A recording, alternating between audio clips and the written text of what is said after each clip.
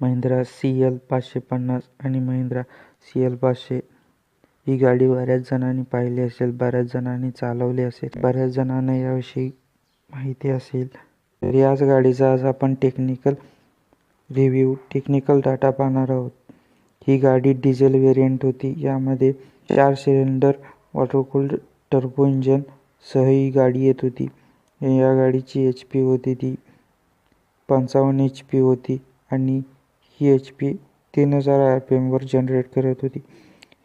ही गाडी 4 स्पीड ट्रान्समिशनसह येत होती आणि यामध्ये 2 व्हेरियंटमध्ये वेगवेगळी सीटिंग कॅपॅसिटी होती. CL 500 MDI मध्ये 6 सीटर होती आणि CL 550 MDI ही गाडी 8 सीटरसह येत होती आणि ही गाडी सॉफ्ट